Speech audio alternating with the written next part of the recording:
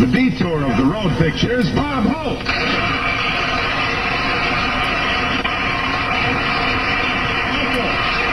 Thank you very much.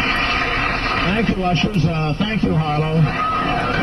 Harlow, don't you love that name? I had a name called one announcer called Wendell one time. Where do you get those names off? Old Pullman cars, huh? He's a wonderful guy, very loyal, though. What other announcer would glow coat his head for 15 years? Well, how do you do, ladies and gentlemen? This is Bob Still on the Big Network Hope. We better stick together. There's only a few of us left, you know.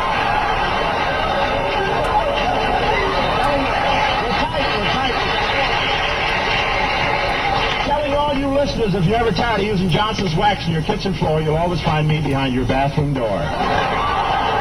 Yes, sir, Swan and Pepsi, 12 years in radio, still can't make the living room.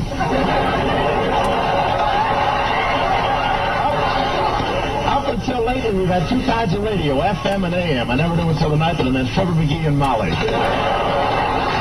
15 years is a long time with one sponsor. I only know one other comic who's had the air that long, my cousin Bert, who operates a skirt blowing machine in the fun house at Coney Island. 22 years of it, never had a slack season. I'll be back in the air next Tuesday in spite of my sponsor. I had more trouble getting someone to say yes than Vice President Barkley.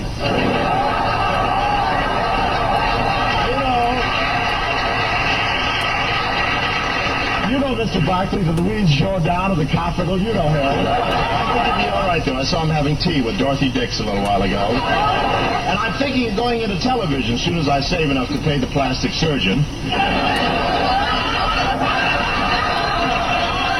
Just a throwaway. I should have thrown it away outside.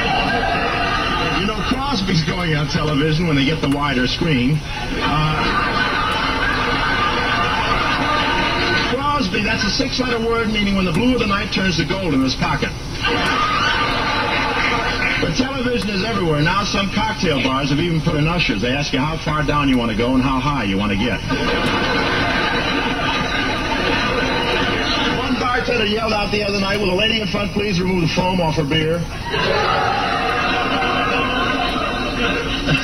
I watched a baseball game on television the other night. Every time the runner would try to steal second, Milton Berle would beat him to it.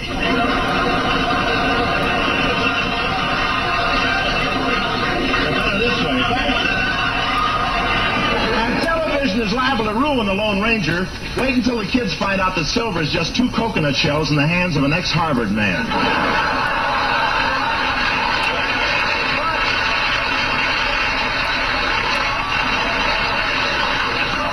We'll pass that bridge when we come to it, as they used to make me say for Pepsi. And seriously, Fibber and Molly, I do congratulate you on your 15 years with Johnson's Wax and NBC.